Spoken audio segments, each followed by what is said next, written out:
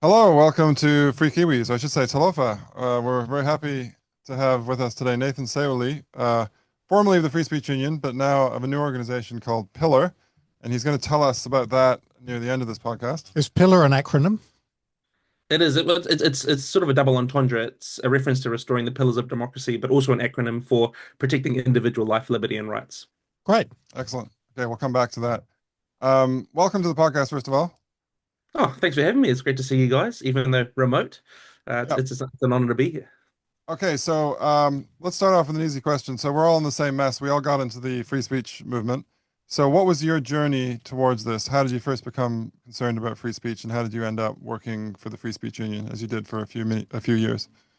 Yeah, I suppose like most people, something near and dear to my heart became affected by chilling and censoring. I was working in an organization where there was just this situation that came out of the media. I was working for a church, and there's all these allegations flying around. And in the midst of these allegations, no one was saying the truth, and I couldn't figure it out. So I started asking questions, and then I got told I wasn't allowed to ask questions, and I was emailing people who had answers, and they weren't allowed to answer. And I sort of became aware that speech wasn't being treated as free, open, and being respected. And got introduced to sort of what do they call them? The sort of privacy contracts and non-disclosure, and it just didn't sit right with me. And it's something that I'd never considered before. But that's what really opened my eyes to threats to speech in a really small scale. Who was Uh, trying to censor you then? the organization I was working for at the time just Right. Was did that not. was that a church, Nathan? Yeah. Yeah. It was specific individuals. It wasn't the organization at large, but it was specific individuals within the organization who, didn't want certain narratives or certain things being said or certain questions being asked. So that's what sort of piqued my interest to infringing on people's speech. From there, I obviously left the church and left vocational ministry. And when I looked around at what else was out there, I saw there was an opportunity with the Free Speech Union to host events. So I thought, well, events are pretty much church services. I've done hundreds of those. I'll give it a go. And I signed a 3 month contract, and it turned into 3 years. Mm. So, Can I just yeah, ask a bit more about the church? So I know you don't want to name the organization probably, but like, because you said a lot of it was about sort of, it sounded like you were talking about quite sort of corporate stuff. And I yeah, wonder to what extent do you think that was just a lot of organizations nowadays have a lot of legal stuff and administrative stuff. How much of it yeah. was that, and how much of it was the nature of that organization as a church, or how much of it was like powerful individuals within that Yeah. church who were, trying to clamp down on people? It was a mixture. There became quite a heavy legal aspect. It started out quite culturally, sort of just peers talking to peers saying, "Don't say that, don't say this." As I started to ask more and more questions, it became quite a legal situation, which was completely foreign to me, especially within the four walls of the church. I never imagined that that would become a thing, and sort of at one point got told that if I continued to ask questions, there'd be legal discipline, which I Mm. questioned. I said, "Well, how can you punish me for speaking to my employer? It's my right." And it's sort of this watershed moment for me where I thought, if they can do this to me, if they can do this to someone who's quite outspoken and not easily intimidated, just imagine all the other people in different Right. workplaces around the country who are easily intimidated or who are really feeling this chilling effect. So it was, yeah, it was a tough season, but I think it worked out for the best in terms of opening my eyes to this fight for freedom of speech that's happening everywhere, to be It's honest. interesting because in many ways it sounds as if your journey was in some ways the opposite direction to mine. I mean, Yeah, I because yours sort of started at the grassroots with people saying, "Oh, don't say that," and which gradually escalated and became a legal thing, and then you ended up in the Free Speech Union and fighting the big battles against government interference with free speech and so on. Whereas for me, and I think probably James, we became concerned about uh, the poor culture in universities for free mm, speech and also uh, I mean I got on board with the free speech coalition as it was back in the day when they were fighting Auckland Council over banning the Canadian right wingers from mm. having their talk. And so I mean it is what it raises for me is this kind of interesting issue with free speech about Mm. where it should consist. And we certainly have to fight uh, powerful interests that seek to censor, especially that if they have the power of legislation behind them, like governments do. Yeah. or big institutions like universities, but actually it's a value that has to exist in the hearts and minds of people at the grassroots, or nothing else matters in the end. Oh, exactly. And you're so right. For me, and I've said this to countless people across the country over the last 3 years. I don't come to the free speech or civil liberties argument as a academic or a politician. I come as a theologian and a pastor. My conviction and my uh, first principles approach is less based on what I've read and what I've learned inside the institution, and more what I believe in terms of how we're made as human beings. Mm. So I've had a different approach to free speech than a lot of the amazing people I've been able to work with, including you guys. I find every person I've interacted with has taught me so much because my background, my worldview was so different to many of the people in this space. And I've just effectively had a free education through relationships with different people. It's been incredible. The last 3 years, I've just learned so much. But yeah, I always come back to that first principle of I'm not a politician. I'm not an academic. I don't understand the law as eloquently as some of the people that I encounter. But what I really, really believe in is the value of human beings and the fact that they're made in the image of God. And I believe that in that image, enshrined in them and imbued and irrevocable, are these rights of speech, conscience, belief. And people say, well, as a Christian, how do you not sort of then want a theocracy or how to enforce it on people? My answer has always been the same. If you read the Bible cover to cover, there's only one man in all those pages who used his freedom that's given in the image of God completely for God's purposes. Everyone else doesn't do that good of a job, but God is always sort of good in the end. But that's how I sort of have approached it, and completely different, like you say, to how you came to this space. Well, I mean, I'm not a religious man in the sense that you are, but I do understand, I think, especially the New Testament to an extent. And my reading of it is that Jesus was very much engaged in radical acts of free speech against some of the Jewish authorities who were seeking to impose, this kind of antiquated law on everybody. Whereas Yeah. he was saying, actually, there's a thing that's more important than the law, which is how you treat one another. And 100%. The first martyr of the New Testament was stoned for a speech that he gave in front of the Pharisees, Stephen. So for me, there's deep spiritual and theological ties to human rights and civil liberties. I suppose my challenge in my journey has been finding people who have that other institutional knowledge, whether that be legally, politically, or academically, and marrying those two things in a way that brings in a broad church of understanding. A lot of people come to the free speech argument on the basis of an issue. My job for the last 3 years, I've viewed as taking issue-based defenders and turning them into principle-based defenders. mm. And that's about crossing the aisle. That's about finding points of commonality. And I think our humanity and our value in being humans is the greatest point of commonality. So that's how I've approached it.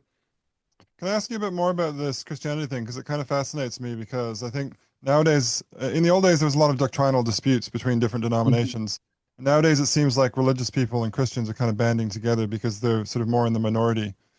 But so, there's obviously a free speech fight for Christians to be able to be Christians across the Mhm. board. But in your organization, was there also pressure on you doctrinally? Like, was one of the things you got in trouble for, certain theological beliefs that you were putting forward which weren't accepted in that particular church? Is that one of the things that was going on?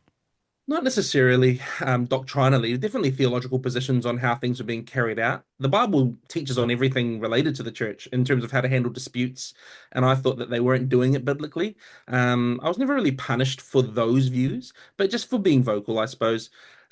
You are right. There does seem to be a lot more of a ecumenism across the church at the moment. I've always said to people of different faiths and denominations that you're going to get to heaven, you're going to be really surprised at who else is there because there's going to be people that you don't think will be there who will be there. But yeah, the church I was part of was non-denominational, so they didn't have really strong dogma or sort of prescribed theology. It was evangelical, sort of Pentecostal, charismatic movement. But yeah, there was a little bit of disagreement, but nothing that I got punished over. It's pretty hard to dispute some of the arguments I was making when you use the scriptures. You might observe that churches throughout history have not behaved especially biblically.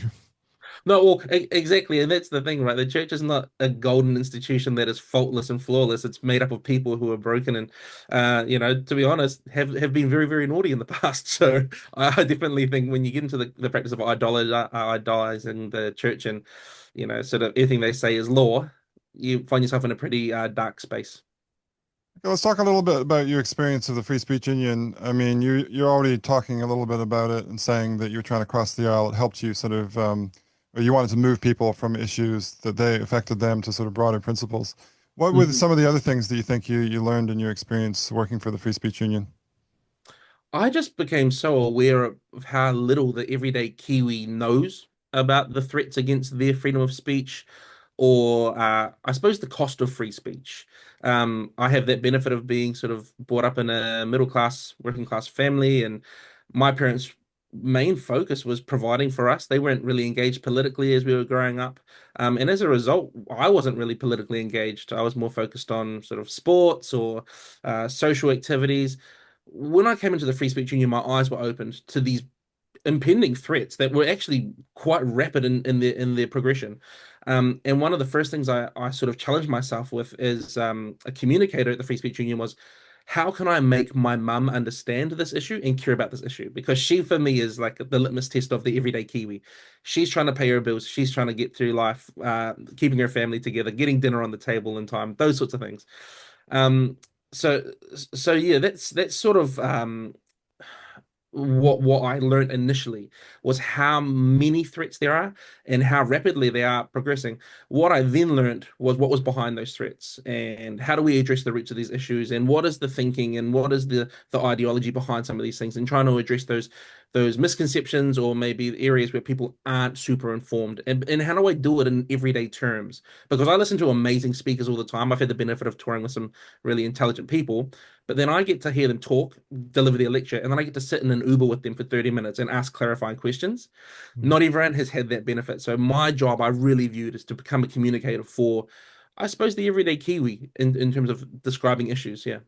And I hope you feel as if you've been successful, because I think it is. I mean, the Free Speech Union has definitely lifted the profile of these issues massively. And I think, incontrovertibly has had some victories that wouldn't have been had without it. The defeat of the hate speech Mm, legislation under the Ardern government, for example, that's a big one. And there've been other things. But one thing that I've observed as having been a long-standing member of the union is that people do come on board over particular issues, and some mm. of them then convert to be principled based. But others, you know, all too often when some other issue comes along that they don't like as much, will suddenly not be so principled and say, oh, well, that doesn't really count as free speech because dot, dot, dot. And Yeah. I see too much of that. And it seems all too rare, actually, that people are truly principled about it.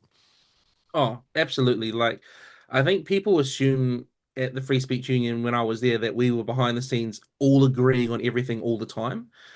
There was a lot of discussion and a lot of debate within the team. We had different views on different issues and how we should approach them, but we fostered an environment as a team that allowed us to have those conversations. We used to have a Friday morning discussion where we would put up a current or controversial issue and we just have it out as a team. And Mm. we would get ourselves to a point where we were really confident that we were first principle approach on freedom of speech.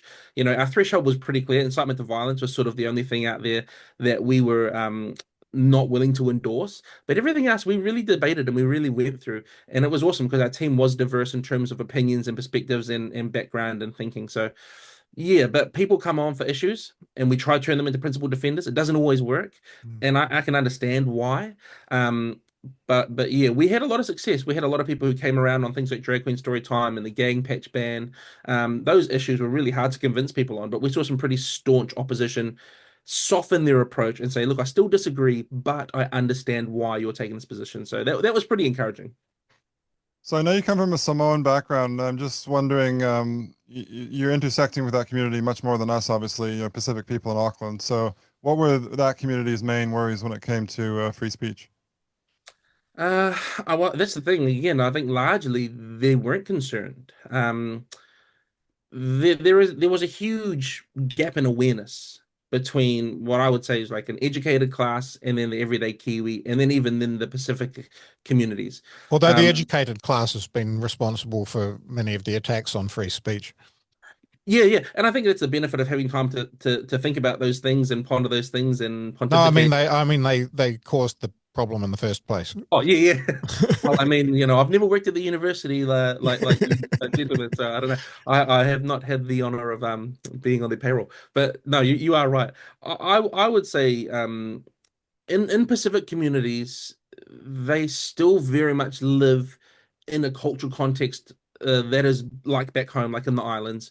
So they don't carry a lot of the same concerns and same issues, but they also don't operate a lot of the same ways. There is still very much a hierarchy in these communities of whether it be your parents or the whaifiao, the pastor or the priest, or whether it be the chief. So the way the society or the communities work is really different, especially the generation above mine. Where I'm 30, and the generation sort of me and my sister are part of, she's 35. They're probably the first generation of actually integrated Pacific Kiwis who have gone to university, who have a lot of doctors and lawyers and high performing individuals, as opposed to just taking on roles to pay bills and send money back to the islands. So it is emerging amongst the younger Samoan and Pacific communities, but it hasn't got to the top yet. And Samoan and Pacific communities are really top heavy when it comes to who's leading discussion. Yeah, it's super interesting you say that because I've been to Samoa briefly and I've studied it a tiny bit, and my impression is that traditionally it's quite an aristocratic society, right? You have these kind of big men, these chiefs, and you have these public meetings, but they or their specialist orators are the only people who are allowed to speak. At least that's the impression that I got. Yeah, Maybe if you go to some of the smaller Pacific islands like Niue, it's a bit more, or Tikopia or something, like they're more horizontally organized, they're more egalitarian. But like Tonga as well is a very aristocratic society.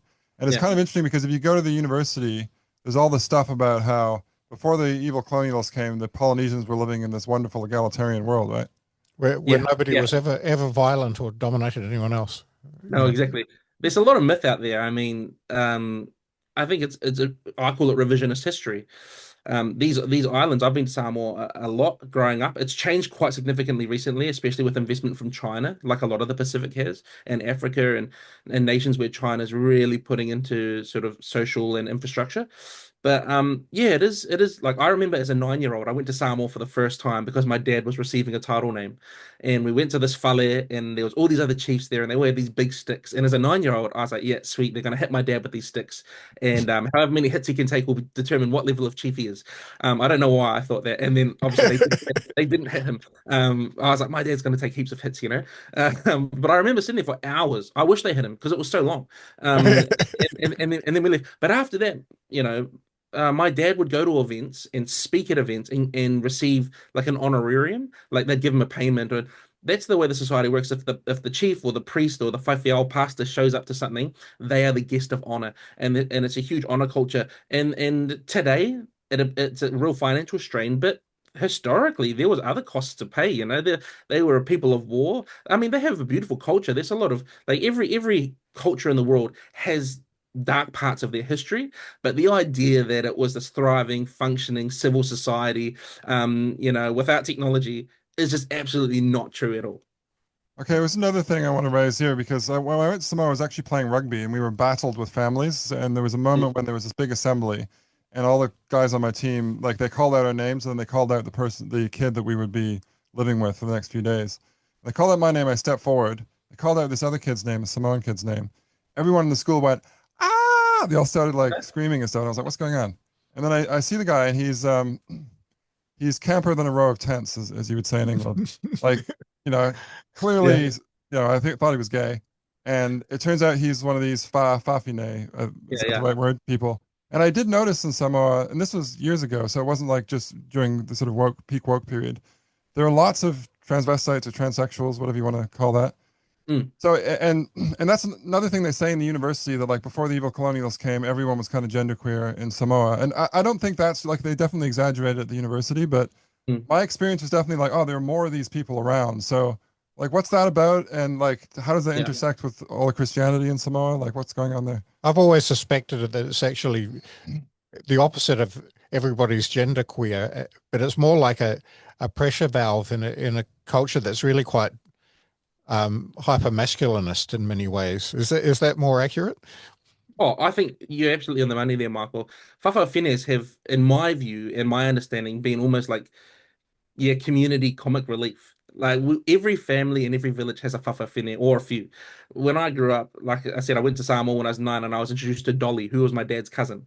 And Dolly was this huge, like hulking guy dressed as a woman, but it wasn't sexualized. It wasn't like you have to call Dolly she. Dolly is fully aware. It's like ladyboys in Thailand.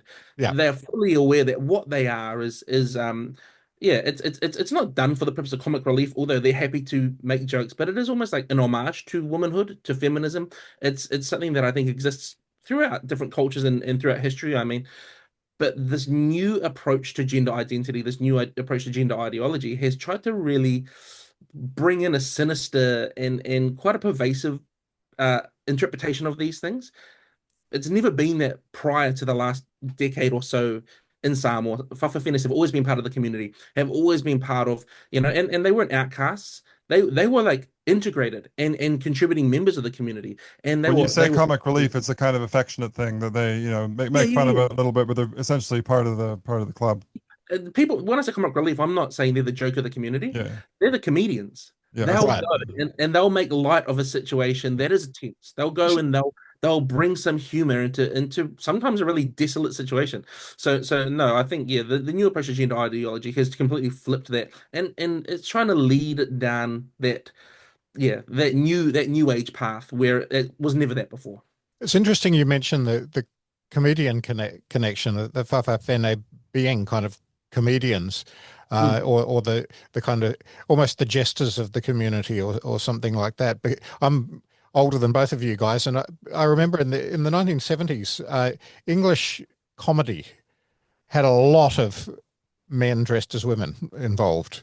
I mean, you may be familiar with Monty Python, and they did it a fair bit. But there was this guy Dick Emery. There were a bunch of these comedians who would have kind of television shows back in the 70s where there'd be this guy dressed as a woman, and it It's stopped being a thing at a certain point. it's a fairly common comedy trope, I feel. Like I grew up with movies like Big Mama's House, where Martin Lawrence is dressed as a woman, or Miss Doubtfire. And there was a period of time, and some people will say, oh, they were priming us, they were getting us ready for men dressed as women. It was pretty openly agreed upon that it was quite comical. Like Dave Chappelle tells a funny joke where he's been criticized for making jokes about transgender people. And he's like, well, it's pretty funny. So of course I'm going to tell these jokes. I'm a comedian. But yeah, it seems like we've lost the ability to have a laugh and to interpret what is and isn't a joke, and to see when people actually need help as opposed to being put into this new category of you are now something completely different to what reality and science says you are. Especially when they're very young and are perhaps directed towards so-called therapies that actually can do them long-term damage and harm. Yeah. Oh, I like the totally. Dave Chappelle thing where he said, "People are telling me careful, they after you," and I was like, "One they or many they?" Yeah, yeah. No, we don't know. We don't know now. It's making it really hard. No, I heard a really amazing story the other day from a guy who was sharing about as a young child, he saw another boy, and the way he described it was like he didn't know how he felt, but he thought he was attracted to him. Now his story was if he had been born 20 years later, they would have told him he was gay. Mm. But later on in life as an adult, he discovered that actually the reason he had an affinity to this other boy in his class was he was the only other Croatian. This guy was half Samoan, half Croatian, and the boy in his class was full Croatian. And he realized as an adult that what he actually wanted was kinship with a fellow Croatian. But if he had brought that feeling up a decade, 2 decades later in the classroom, they would have immediately pounced on that and been like, well, maybe you're in the wrong body, or maybe you're, something this and that. So it was a really interesting approach to how young people are being treated in terms of feelings, thoughts, and the psyche that they are surrounded by today. He was Homo Croatian. Yeah, yeah, The term yeah, hadn't been invented yet. It actually brings me to a final thing I want to say about the way Pacifica people are viewed in the university, because I feel like there's this big push at the university for like, we have to be welcoming to these ethnic minorities, which I agree we should be. But the way they do it is often like, oh, we need to attract Maori people, so we'll talk about how everyone's genderqueer and Maoridom and everything was radically egalitarian and pacifistic. And, we have to attract people from Samoa, so we'll emphasize all this genderqueer stuff. And then you actually talk to students from Samoa, and they're like strict Methodists, or they're like Mormons, right? Because the Church of Latter-day Saints is quite big in Samoa. Has some of the yeah. nicest buildings in Samoan villages I saw were provided by the Mormons. So anyway, like the view I have, just even going to Samoa for a week, and the view that most people in the university have, just seem like completely at odds. Oh, totally, totally. I mean, the Samoan community and in large is extremely religious. Like you say, the Mormons have a huge footprint there. The Catholics, even like there's a pretty big Protestant sort of delegate there as well. But yeah, I remember when Peter Boghossian was here with us touring, and he did a podcast which is hilarious because it never got uploaded, and I think for this main reason. He did a podcast with a doctor, and the doctor was of Chinese heritage, and she told this story of her lived experience effectively that she wanted to be a Chinese doctor because Chinese patients need Chinese doctors because only Chinese doctors can treat Chinese patients fairly. And Peter just said, no, doctors who want to provide the best care treat the patients the best. He's like, if you're treating only Chinese patients with the highest level of care and intention, we can tell now that every other patient is getting lesser quality from you. So you're not a great doctor. You're actually a horrible doctor. And the episode never went live. And I was sort of standing in the corner, trying to be quiet, but I was like, well, this is like so funny. There is a huge push to have obviously people who make patients feel represented and comfortable. And I understand all of the benefits of those things. But if people are being bought in on this whole purpose of diversity and sort of aesthetic, and not because of their heart or their desire to care for people and do the profession well, it's only going to corrupt the whole system. Their proficiency to look after people was the key thing. Exactly. I mean, yeah, I'd rather have a doctor who was kind of friendly and nice to talk to than one who's unfriendly and cold. But in the Exactly. end, I'd much rather have the cold one if they save my life than the nice one who can't. My wife is a theater nurse, and the trait that I've noticed with a lot of the surgeons she's worked with is they're really obviously brilliant, smart, sometimes even potentially a bit autistic. But the overarching theme I've noticed about them is they're really, really sacrificial and service based. They really want to help people to a fault. Like I remember this one surgeon she worked with would just work non-stop around the clock to see as many people as he could see. And it wasn't anything to do with his race or ethnicity or background. He just really cared about people. And I remember being really sort of stirred by that and thinking, oh, that's the sort of doctor that I would love to be seen by, that I would love to be in charge of my care. So yeah. Yeah, I mean, you might think it's not a good thing ethically if you're a medical practitioner and you're focusing on your patient's race. Just putting that out there. Yeah. No, but I mean, there's been a huge push. Musa, who was here, who I believe you guys spoke with. You Yeah. spoke, yeah, you spoke with Musa. He spoke about how in the States there's a lot of research and studies coming out now that shows affirmative action programs and actually programs that focus on trying to fill positions based on ethnicity and other sort of characteristics are largely unsuccessful. Not even just at producing doctors, but at getting people through the course. So there's Yeah, other there's some research. studies of that in the legal context as well. That basically a lot of programs where it's like we're going to get all these black kids onto like Harvard Law and stuff like that. And what often happens is that you get these people who are pretty good, but they're not that good, and they're not quite at the level of Harvard Law or Yale Law or whatever. And so then Yeah, when they actually get to law school, they have a higher failure rate. And if you yeah, just actually let them sort of, if you let the system sort properly on on a meritocratic basis, those guys probably would have gone to like a lesser ranking law school and finished yeah. their law degree, and they wouldn't have felt so intimidated and stuff. Oh, So it can totally. actually lead to fewer black lawyers. Well, Musa talked about the support systems that are in place. And in New Zealand universities, we have all these like racially specific support systems, whole programs dedicated to different ethnicities. Now, I agree that it's important to have them there, to have these spaces. But what he talked about was like, we need to increase the support. Now, where does that line stop? Where is it to the point where you're hand holding someone all the way through to, if I need a lawyer or a doctor or someone of a highly skilled profession to represent me or care for me? Does their supervisor also need to be there at that point? Well, look, Does the I think do that? that if you look at kind of demographics in different professions, you do see that, and ultimately, to me, it's not about ethnicity. It's not even much about culture. It's more to do with socioeconomic advantage.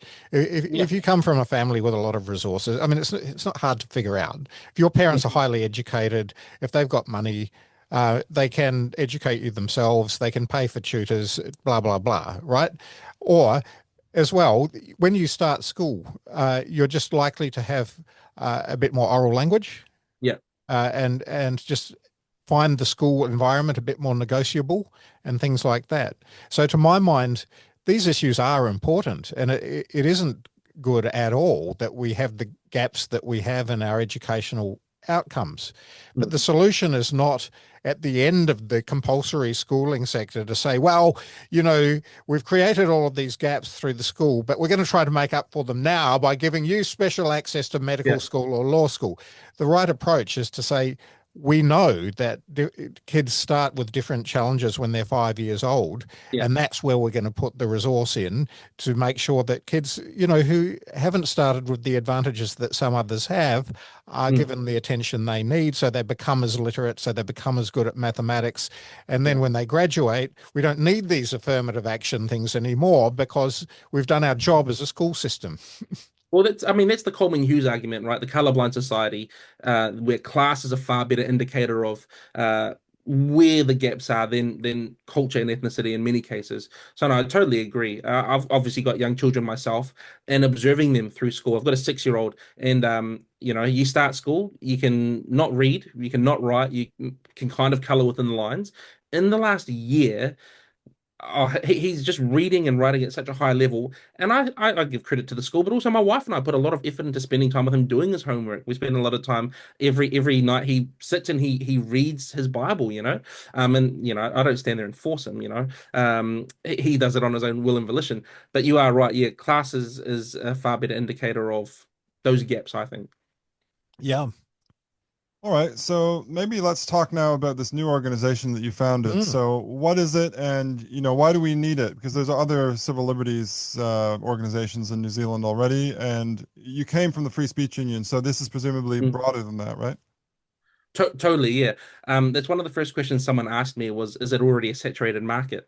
And I thought about that. I said, "Sure, there's a lot of people doing work already, but many hands makes light work." And also, I think there are gaps. I think there's a lot of people who do fantastic work that I know about because I am in the space. So how can we make the work more broadly acknowledged? How can we help it to get out there? How can I effectively take people's paper and turn it into power by giving it to the community? But that's sort of downstream a little bit. I suppose initially Pillar came to me as an idea because of the success we were having at the Free Speech Union, and then some of the issues that were coming across our desk that we couldn't touch. At the Free Speech Union, one of the things we worked really hard to do was to be principled and to play with a really straight bat. We didn't want to get into any of the issues that weren't speech related, and that was to our benefit. We were able to achieve real change. But there were other things that I was seeing out there in the landscape that were concerning, things around privacy, conscience, belief, all these other areas that I see to be of equivalence in terms of value. So I thought, what would an organization look like? Or is there an organization that exists out there that I would want to work for? And there was a couple that sort of interested me a little bit. But I approached my 30th birthday and I said to myself, do I always want to effectively outwork someone else's vision and mission?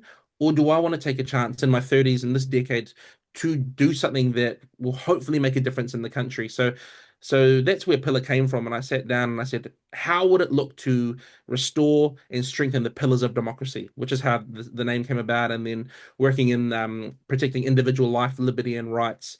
And from there, I just spent time thinking through issues that I was passionate about, that I was seeing. How would we effectively address these? What is the problem? What is the solution? Are we capable of producing a solution? How long will a solution take? And that's sort of what I've been working on over the last sort of 3 months. We officially launched on Monday, so you are my first proper interview Well, podcast about we're Pillar. very honoured, and Oh I've yeah. got to say, I like your logo, and it's not often that something that is kind of adopted as a name for an organisation that people then backfit an acronym to works very well. But I think yours does. It's a great name for the organisation, and it's a great kind of branding that you've got. So more power to you. Is it just you at the moment, or do you have other people as who are part of the who are part of Pillar already? What are the first things that you're going to get your teeth into in terms of the issues that you want to take on? Yeah, so we've got a small team forming. We've got me and I listed sort of three co-founders alongside me, but we've got a small team forming, so they'll be coming in a little bit closer towards the end of October in terms of at a pay capacity. At the moment, I'm just sort of turning the wheels myself a little bit, which has been a lot of fun, and I spent this week just trying to build some consistency. But yeah, in our initial pitch doc, we outlined three areas of key concern that we wanted to address through campaigns. One of those being foreign interference. Hmm. We've got a bit of communication coming out today on that, and have We're done some talking primarily about China there. primarily about China and the NZSIS report that came out, and obviously the embassy's come out and sort of said that report is rubbish and baseless and all these things. We're aware of dozens and dozens of Chinese Kiwis who are under the thumb of effectively communism again because of transnational repression.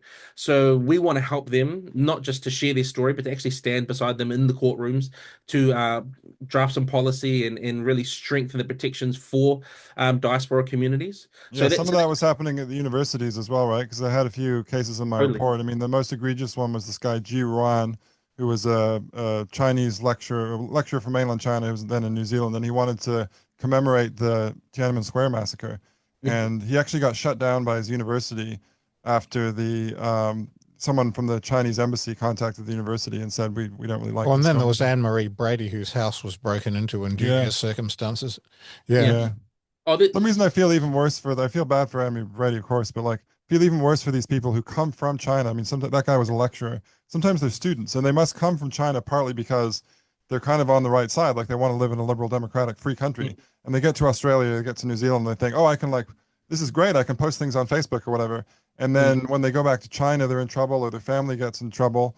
And it's kind of horrible because I feel like we're letting them down, and we're especially letting them down when we participate in it, right? I Totally. th I'm so glad you're doing this because it is I hadn't realized until quite recently what kind of reach the Chinese Communist Party has into other countries. Yeah, I heard of cases of kidnappings in the UK.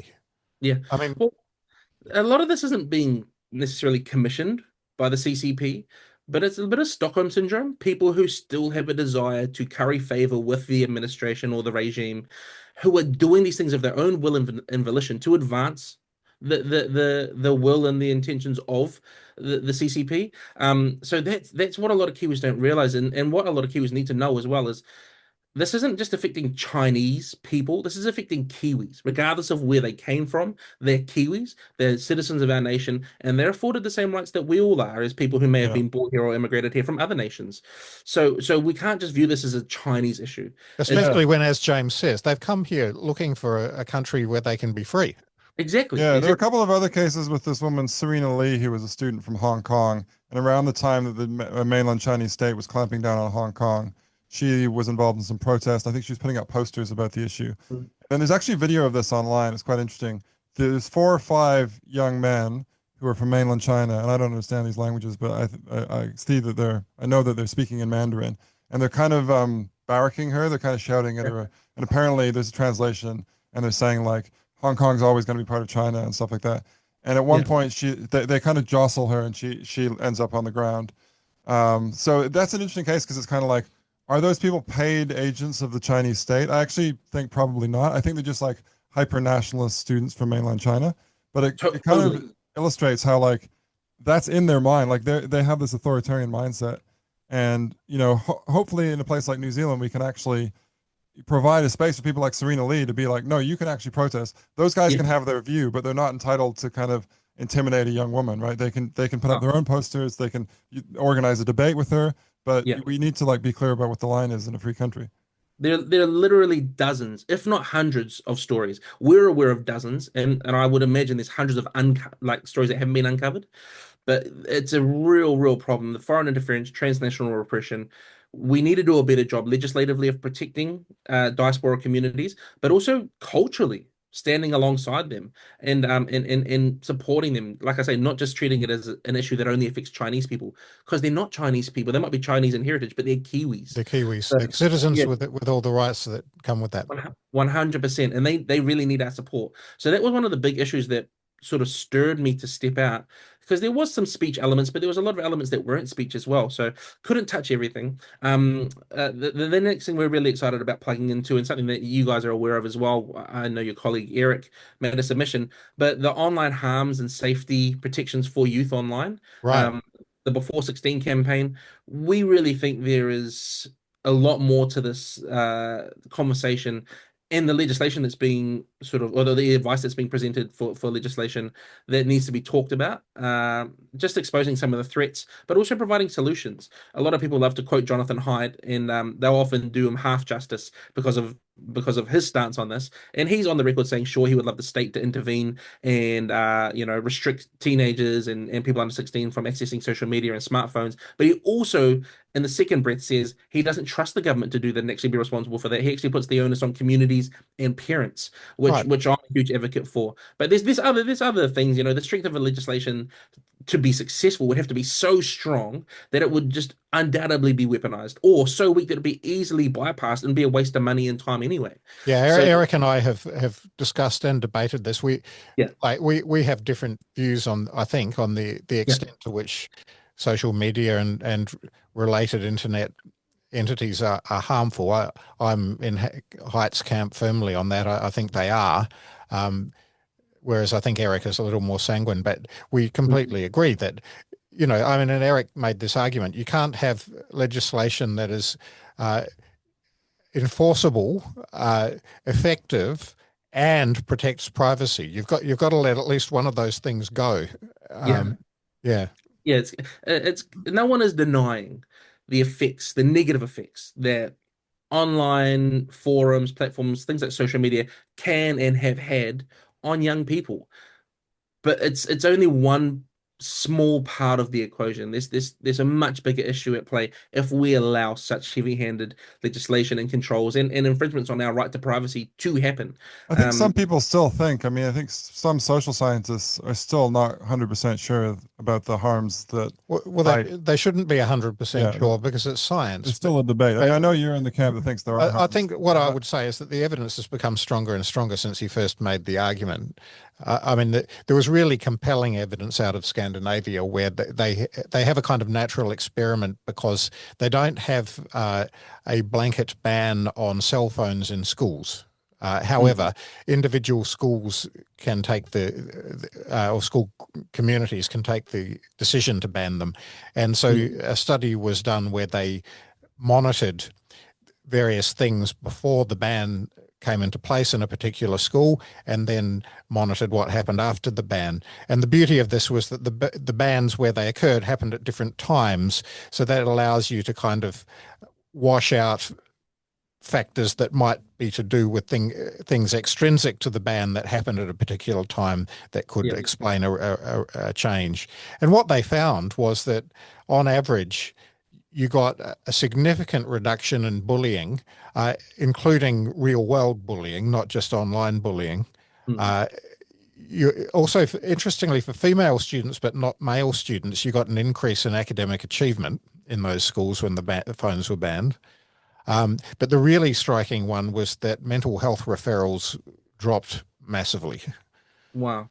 Yeah. Well, I know Jonathan Hyde has spoken about phone bans in schools positively, and he's talked about the fact that the polling they did from, I believe, elementary all the way through college, uh, sort of showed that it was more of a social participation thing than it was a dependency on access to social media and devices. That if you get 1/3 of children or students in the class to opt out or have their parents opt them out, that often that would spread because that's always the argument. Oh, well, Yep. they have it. Why can't I have it? So I think the research that in the studies that he's referenced is really interesting to show that it's more of a participation thing than it is an addiction thing at this point I in think time. that's right, which is why, I don't. I mean, I'm against any kind of hard ban of any kind of internet entity because it leads to unacceptable effects on privacy, and you end up, adults end up having to give their data to big companies to prove that they're over 18 or whatever. So I'm against that. What I am quite interested in the idea of is softer legislation that says basically 16-year-olds shouldn't be on social media. Oh, sorry, under 16 shouldn't be on social media. And there's a kind of onus on companies just to have an age gate. And they're not going to be prosecuted if some of them get through.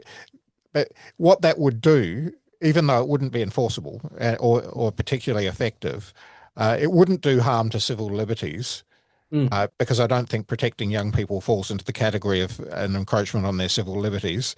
yeah, There's all sorts of things we don't let young people do for good reason, and I think that yeah, should be one of them. However, if nobody is being, hauled over the coals over it, then what it does do is give parents a bit more ammunition to say to their kid, actually, it's illegal for you to be on this platform. So no, you can't be.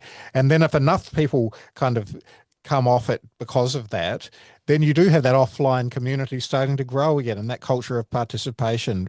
And because at the moment there's this huge dilemma for a parent, right? Mm. Their kid wants to be on social media. The parent thinks it's a bad idea, but all their friends are, and you're kind Yeah. of cutting them off at the knees if you don't let them.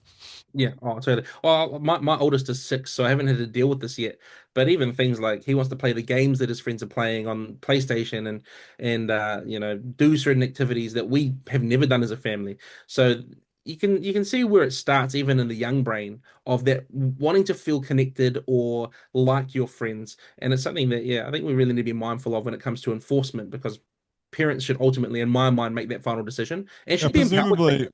presumably, if you get all the good, if the evidence for it is so strong, if the evidence for harms is so strong, if you just, you know, get that evidence out there, then parents should choose to limit their own children's use, right? After a certain Yeah, point. So I agree totally. that, like, yeah, there's evidence of harm, and some of it's reasonably compelling, but like, why do we need the state to step in? It just seems a bit draconian.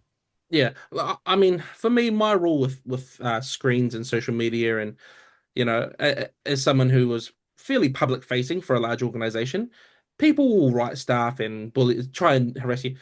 I mean, turn the screen off, walk away. That's always been my rule: is walk away. I love Joe Rogan, and this is people are going to call me right winger for quoting Joe Rogan now, but he sees post and ghost. Whenever that's sort of been my approach with Pillar so far. I've uploaded a few things and I'm not bothered in the comments because I'm not trying to create content that's consumable. I'm trying to sort of produce things that I believe in that align with the vision and mission of the organization. So, of course, you're going to take a little bit of feedback, but I'm not going to live and die on it. And I think children need to learn that healthy practice as well of walk away if it's getting intense, walk away if, Yeah. yeah. Well, I should say, just to go back to what Michael was saying, I think there is good evidence for mental health harm, especially in young girls. What I'm less sure about is people make a lot of exaggerated claims about the ills of social media. And some of them might be right. I just don't think we have enough evidence yet. So one of them is Yeah. like it's increased polarization. I think that's very plausible. But then you get people saying like, "Oh, Charlie Kirk was murdered because of social media," and it's like, okay, but you have to remember that there's a certain number of shootings every year, and those Yeah. preceded the advent of social media, right? So maybe it's Yeah. involved with with the number of shootings nowadays, but it's like it's clearly the case that you can have crazy people shooting people before social media. I think it's Well, categorically false that he was murdered because of social media. It might be a distal influence, but it's not a proximal cause, right? What's the well, distal they, influence? Well, I mean, it might be that the culture that has been engendered by social media has resulted Right, in yeah. a kind of permission structure, I think, as Ben Shapiro put it, for this kind of thing to happen. When you've got a whole lot of people yelling that these people are Nazis online for a really long time, yeah. well, Nazis are bad guys, and we shouldn't shoot Nazis. But you can understand that if Well, that's not social media. That's the particular trend, and that's that true, trend could have but happened if on it's if, TV and this is stuff my as well. point. If that's amplified by social media, then social media has been a factor in it. But you can't really say it was the cause. Yeah, exactly. It depends Hmm. how strong you think it influenced things. Yeah. I'm just saying, like, obviously you get some amount of shootings even without social media, so you just got to be a bit cautious. It's not the case that if we get really strong on social media and ban it for certain age groups, then there's going to be no shootings overnight, right? Oh, no, totally. I mean, it's not a silver bullet. I think they do this, it'll fail or succeed to the level of how clearly it's been written and enforced, and then they'll move on to the next issue. It'll either be a speed bump at best or a costly mess at worst. So Yeah. we're excited to plug in and commentate more on the issue, and like everything that I said around how the Free Speech Union operated. We at Pillar really want to have a similar process of coming to our positions in terms of we flesh them out, we debate them. At the moment I'm doing a lot of meetings with myself because I'm the only person at the moment on the clock. But when the rest of the team joins, sort of at the beginning of October, I'm really excited about where we work our way to in terms of public commentary and giving fully formed and thought perspectives from a few different strong positions, I think. Can I ask you about sort of non-free speech civil liberties? Because I'm interested in this because obviously you're a Christian. Are you still a pastor? You used to be a pastor. I guess you You mainly used used to to be a be. part, but Yeah. yeah. Yeah. So there are certain things in New Zealand that I like from a sort of social liberal position. I mean, I like that they exist. Mm. that you're allowed to do them. So actually, we're not that liberal on drugs. We could be more liberal on drugs. We're very liberal about prostitution, right? It's one of the most liberal prostitution regimes in the world. We're moderately liberal on gambling. We're moderately liberal on, yeah, we have casinos. I mean, there aren't many because New Zealand doesn't have very many big cities, but you can gamble. So, are you interested in those issues, or do you see them as kind of safe in New Zealand? What's your take on those things? Remind me, James, are you Canadian? Yeah, I am. That's why Um, we should protect. I was going to say before we should protect the free speech of Canadians. yeah, So yeah, important. yeah. Yeah. No, like I said, part of the motivation to start Pillar was to have a broader remit than just speech. There was heaps of other issues that I was interested in, not just the foreign interference and privacy ones, but the broader questions of life and liberty, which is Mm. when I initially came up with Pillar and talked about it with the team, we were only using one of the L's. We were just going to do protecting individual liberty and rights. And we had to ask ourselves the question, do we want to include life? Because that can be quite controversial when it comes to life and liberty around things like euthanasia and abortion, pro-life, pro-choice. So we effectively came to the point where we thought, no, actually, there is an argument to be made here that is not infringing on liberty, but it is prioritizing life, especially vulnerable life, especially in the euthanasia conversation and the abortion conversation. So in terms of issues just outside of speech, there is huge interest. Now, liberalizing drug legislation, I would say, would have a negative impact on life. So there would be conflicting rights that we would have to discuss. But my position has always been I'm open to learning and being challenged and changing my ideas based on people who provide me with the best evidence. Well, in that So, spirit, let's kind of go into this a little bit. So, I mean, for me, and I come from, I mean, I used to be a fairly hardcore libertarian. I have softened that position somewhat because I think that it can be a bit autistic or something. It doesn't quite take account of how people are, um, and you do need to take account of how people are. And but anyway, one of the principles is bodily sovereignty, that we own our own bodies. Now, mhm, actually, if I was a more religious person, I might think actually God owns my body. And that yeah, makes a difference, perhaps. That if you are a secular humanist or mm, along those lines, I think that's too simple a thing to call myself, but let's go with it for now. And I say, well, my body is mine. mm, Nobody else has the right. And I think, Christians would agree that even if God is in the picture, other people don't have a right to say what should happen to your body. And mm, I'm going to leave abortion alone because I think that comes down to an absolutely insoluble question of belief. If you think that a fetus is a person, then mm, there's a case to be made that abortion is very wrong. mm. Whereas if you don't, then it's the mother's bodily sovereignty that's at issue. So let's set that one aside. But euthanasia is an interesting one, right? Yeah. Oh, I, totally. I actually know a few people who have availed themselves of that kind of approach because they've been suffering terribly towards the end of their lives. And I, for one, am very glad that they could do that because the alternative was months of suffering, which wasn't, they weren't getting anything more out of life. And not only that, they felt themselves to be a terrible imposition on others. It's not that others felt that way, but they did. And so Oh, they took this decision fairly with good thought. And it seems to me if they own themselves, if they have that degree of responsibility for themselves, then why should we say that it's more important that they live an extra few months in agony than that they exercise that decision? mm. Oh no, totally. And this is one of the big things that I've wrestled with because as a Christian, obviously, who does believe in liberty, the right to choose your own, well, with your body, I hold those two things in tension. I suppose the perspective I come to is based on recent studies that have come out of places like Canada, where they have almost no safety guards around the Oh, I euthanasia. mean, what's happening in Canada? No one could defend. Yeah. Yeah, and but then you look at the origins of our euthanasia bill. In its current state exists largely on the basis of compromise that the act undertook, but stated at the time that the intention was to come back and make those laws fully formed and realized in their intentional sort of drafting that they brought forward. They didn't want the 6 month prerequisite. They wanted it to be sort of if you want to have it. Very few protections and precautions. I agree with you that a lot of these people feel like a burden to their loved ones. A lot of them feel like they're in a lot of pain. I think though that there comes a point where uh, it stops being about choice and it starts being about cost, whether it be financially or cost to others around you.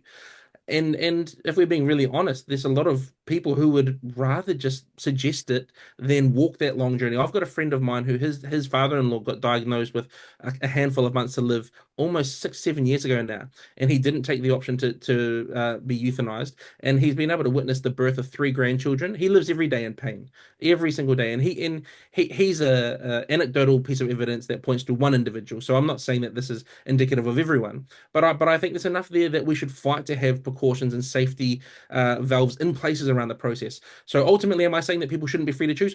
No. I think people should be free to choose, but I think that we should make sure that process is safeguarded to protect vulnerable people or people who are being coerced or guilted into taking on that process. Like again, Canada is not Yeah. here, but it's not unimaginable that we could go that way.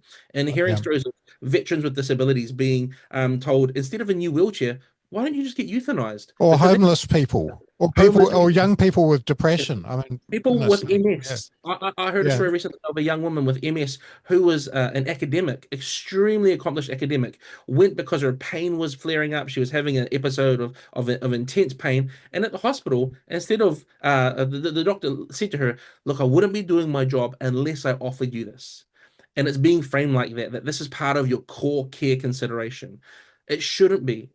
Doctors should be in the business of helping people get better first and foremost. I feel like that's their commitment. But now we're seeing in countries where euthanasia is a primary source of treatment, that it is also becoming a preferable source of treatment. So who would you suggest? Because if they do have a choice legally, I mean, Mm. would you suggest that like doctors don't mention it at all, but people just kind of know that in the abstract? Because at some point, someone's going to have to give them a choice, right? If it's Well, legal. at the moment, my current understanding is that it has to be brought up by the patient. It can't be brought up by the doctor. Interesting. In New Okay. Zealand specifically, Yeah. there are safety precautions in place, and I think the last numbers I read uh, for New Zealand weren't recent, but there wasn't a huge number of people taking up euthanasia, but there were a lot of requests. Not everyone qualified. So yeah, the doctor can't bring it up. The person has to bring it up, and I think there has to be safety in terms of what is your diagnosis? Is it 6 months? And like you could live 10 years from there. No one really knows. I heard a story recently of a friend of mine, actually, his grandmother was in hospital, and the nurse came in and she was on her deathbed. She was definitely going to pass away. And the nurse, sort of, while the family was grieving around the bed and saying their goodbyes, made a statement like, would you like her pain to be over? And they all said, yeah, that would be amazing. And then a few minutes later, the nurse came back and injected something into the line, and then she was dead. Where And did that happen? here in Auckland, That must be illegal. That's well, not in keeping with the legislation. I had this conversation. Someone asked me about Pillar, and I told them that we were interested in euthanasia, and they told me the story in response. And my wife and I were standing there, shocked, and I said, "Hold on a second." And she said, "Yeah, I think we accidentally euthanized his grandma." And again, this is one story, and I don't know. I mean, I So, wonder if it was actually morphine and the intention was not to kill, but to relieve No, no, pain, no. and it happened to cause a Yeah, heart attack or something. so at present, yes. is it the case in New Zealand? I don't even know the legislation that well, that the person themselves has to sort of choose it They themselves. have to be of sound body and mind. Yeah, yeah. Okay, so Unless they've signed that would over. contravene that, right? If, Yeah, but assuming that's what actually happened, Yeah. I mean, it's yeah, entirely possible that it was just a strong painkiller that, yeah. because actually, the amount of morphine they give people when they're at that end of their lives and in pain does shorten their lives. No, totally. And that's where we sort of got to in the conversation because my wife, being a nurse, said, hold on a second, asked a few more questions. Um, However, though, my wife did also say to me, there are people out there in this field of medicine, whether they be nurses, doctors, who are really not just in favor of, but really advocates for Mm. euthanasia treatments. So that's where it starts to come in. Once those safety and precautions are removed, what stops it from being case by case on the basis of the individual who's applying the care? Yeah, What's that's a stopping it really from? good point, and I would say the only thing that does is that we hold life as a high value. Just the way that we can only protect free speech when it's held as a value Yeah, by a lot of people, we can only yeah, protect life when it's held as a value. And we shouldn't exactly. forget how I mean, there's no culture in which, everybody is a psychopath, but we have had a blessed culture now in liberal democracies in Yeah. terms of the value placed on an individual life, and not all cultures have had that, right? Like yeah. That's exactly The why. life argument isn't really an argument based on freedom or individual rights, though, is it? Well, it can be, because if you live in a society that doesn't place very much value on an individual life, I Mm, mean, a line call, I would say, is military conscription, because you can make a case that actually, if you're of sound body and, well, it's always men basically who have been conscripted, that you need to go out there and fight for your country. Now, that might end up being very bad for you, um, but it might be good for your country. So that's putting the collective ahead of the individual, and elevating that collective uh, welfare above the welfare of the individual. And I'm not saying there's never any place to do that, but I think that one of the things in liberal democracies that we've done is to elevate the value of the individual relative to the group. And I think that ultimately is better for the individuals and the groups. Yeah, I'm just thinking about individual choice. I mean, I can understand how you don't want to let someone who's just depressed or on drugs or something decide to take their own life, because in some sense, like the Especially if they're young. liberal argument there would be like they're not really themselves. But mm, like imagine you have someone who's thought about this for a long time and they just choose and imagine like their relatives don't understand it at all and think it's the wrong decision. mm. If we really are going to be genuine about we're focusing on individual rights and freedom to choose, that person, to me, it would seem to follow for me that that person has the right to choose to die. And then you might come along and say, no, we need to put the accent on, we need to have a culture of life. And then I would be like, Mm. why? Like, that's okay. That's a substantive preference. People have policy preferences for what the country should be like. But if we want to defend like liberalism and individual choice, Yeah. it doesn't really matter what other people think. It matters what I think about whether I want to Ultimately, die or that's not. true. Yeah, yeah, and I wouldn't disagree with that. But again, it's that point of they've made that decision of sound body, mind, and will, and they have gone through the process, and they've approached the doctor, and they've made it clear that that's their decision. It's the same as a DNR. If someone passes away, you're not going to resuscitate them if they've expressly said DNR. So it has to be the choice of the individual. But like I say, we are seeing evidence elsewhere where similar legislation that exists more progressively is being used and utilized to get rid of undesirable individuals in society. I mean, one of the big reasons why we have in our vision that we would have people who recognize the value and dignity in one another is not just because of the value of life, but for the other reasons that you afford someone the right to speak, the right to choose, the right to believe. It's a core value of what I want Pillar to be about. So balancing those two things in tension, the right to life and protection of vulnerable people, but the right to choose for those who are capable and able to choose, and making sure that there is a healthy tension that we're measuring in scenarios like euthanasia. Yeah, Yeah. there's an interesting way in which I think like traditional Christian theology is actually quite liberal in the sense that, as far as I can recall it, the story was basically that like God is omniscient and omnipotent, and He could basically force us to be good, but He Yeah, doesn't choose to do that because He wants us to redeem ourselves, right? But that's only meaningful if we have freedom of Choice. action. And 100. so, to that extent, it's kind of like the Christian position, in my view, should be that the state shouldn't stop, even if you think that women shouldn't be prostitutes, the state shouldn't prevent women from choosing to be prostitutes, because if you want the women to redeem themselves in a Christian view, then Yeah, they have to choose not to be prostitutes themselves, right? without a doubt. I mean, there's a story in the New Testament where Jesus comes across an adulterous woman who's about to be stoned, and he says, "Let he who was without sin cast the first stone." It's one of my And it's favorite Jesus stories. exactly, and like to bring the Charlie Kirk story in, a lot of people were saying that he was in favor of stoning people of certain sexual preference. He never said that. He never made He that didn't argument. say anything of the sort, I And know. it made me think of that story though, because a real Christian would never advocate for the stoning of anybody. Jesus No. himself stood there before the Pharisaical leaders of the society. So I agree with you, James. I think a real Christian approach is hoping and praying that people would come to know God in a real way, but accepting that not everybody will. And I think a lot of Christians really struggle with that. When I was in ministry, I often would run into people who would say, like Jesus is not going to come back until everybody believes. And I was like, well, there's a lot of scripture that actually contradicts that. Some people will never believe. Actually, the Bible says that if you share your testimony of the gospel and they don't accept it, to shake the dust off your feet and move to the next place. It says that there'll be those who are cut off and cast into the fire. So I agree with you. My favorite example of sort of free will Christianity, the image of God, is really early in the Bible. There's this guy called Lamech, who's a horrible person, has multiple wives, and is a really violent guy. But he writes a poem, and it's called the Song of Lamech, where he talks about how violent and vile he is. And it's the first time in the Bible that you see this sort of creativity being used that is in the image of God, creativity, but it's not used for his purpose at all. So all of that to say, I believe everyone has God-given freedom. I believe that God gives it to them to do whatever they want to do with it. I'm not here to tell you how to use it. I'm not here to tell you what you should and shouldn't do. I'm just here to make sure that you have the ability to and the Mm. freedom to. And I mean, I whatever, guess the other part of that in kind of what I understand to be Christian theology is that you can't save yourself. I mean, no, yeah.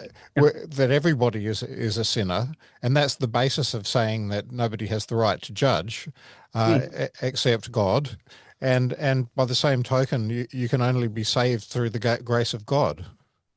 Totally. You're saved through grace and faith, and you outwork your salvation. So it's not a works-based thing. It is a only received by grace through faith. But again, like my role as a Christian is not to condemn and chastise and sort of bully people into agreeing with me. It's to creating environments where I believe, and to be honest, the marketplace of ideas, a freedom where I can share my perspective freely. I believe in my ideas, I believe in my perspective, and you can share yours freely. And the best idea will win. We'll either agree to disagree. You'll convince me, I'll convince you. But if this isn't happening, neither side wins. It's only negative. Yeah, the philosopher Ronald Dworkin has a point which is maybe relevant here, where he says that there are some things that you could in theory force people to do, but you kind of can't ultimately, because one of the features of those things is that they require sincerity to be real. So Yeah. his best example is prayer. So it's like Mm. the state could, mandate prayer. Everyone has to get up at 6 and, pray and be on their knees with their hands like this. But of course, they wouldn't really be praying in a sense. So it's kind of useless to compel those things because even if you're like a Christian theocrat, you're the kind of person who thinks like Christianity is right and the state should compel it. You're not Mm. really going to get the result that you want. Like if you want people to actually pray sincerely, you're not going to get that result by compelling them. So in a way, Yeah. it's easier just to sort of let everyone do what they want, and then you can advocate for genuine prayer in the public space and see if people agree with you, and then you might get more of the response you actually want, which is Mm. sincere prayer. Oh, totally, totally. Yeah, I've met a lot of Christians over the last 3 years who don't realize what they're in favor of is a theocracy. And I have to have the same conversation with all of them Yeah. that God is not forceful in his pursuit of us. And we might add that it's not Yeah. only Christians who think like that. And I don't mean Muslims. I mean people with certain political views. Oh, yeah, They totally. want a theocracy of sorts as well, where Well, you're not some Yeah, allowed. Muslims yeah, do. But, Well, some Muslims too, but that's not really an issue in New Zealand. But yeah. we yeah. have had people with certain views on, you know, on gender, on the treaty, et cetera, who really don't want. And we come back to free speech, right? Mm, Because they want a theocracy, a secular mm, theocracy, where those things are sacred, where you're not allowed to criticize them, where you're not allowed to, yeah. disagree. And Oh, totally, totally. No, and that I suppose brings us really tidily, like you say, back to our initial point of free speech. Um, a lot of people are issues-based defenders. There's yeah, very few principled defenders when it comes to some of these issues, or some of these freedoms and liberties. So that's what my hope is, that we can, through Pillar, take people on this journey of being principled defenders, that we wouldn't just create silos of people who care about certain issues, but that we would have, in terms of support, a broad church. Someone said to me in the initial startup phase of Pillar, "Well, you're never going to please everybody," and I said, "No, I know that. I'm not unaware of that, but I want to make sure that there's principle that people can agree upon." So yeah. well, we could talk to you all day. This is probably not a bad place to leave it, unless you have anything more, James. No, I just think that was a great conversation. I'm Yeah. grateful to you, Nathan, for all the good work you did for the FSU and now for founding this new organization, which I really hope succeeds and people get behind. So maybe just the last thing, just tell people how they can find Pillar or you on And social media. we'll put a link on Yeah. the YouTube clip as well. Oh, no, thank you. Yeah, well, we've got obviously social channels at pillar_NZ. You can find us on X, Facebook, Instagram, and TikTok. And if you are interested in viewing some of our T's and C's or the background of our work, head to www.nzpillar.com. On there, you can subscribe to our newsletter, you can make a donation, you can see the work that we do, the core principles and values that we hold, and a little bit of our backstory. So yeah, come find us, Pillar, and www.nzpillar.com. And if you want to email, just nathan@nzpillar.com, and we'd love to be in touch and get to know you guys. Well, that's brilliant. Okay. And maybe we'll talk to you again in a few months and see how you're getting on. All right. Yes, yes, no, I really appreciate you guys and all the work that you do at the initiative as well. So thank you. Bye for Take care, mate. Cheers.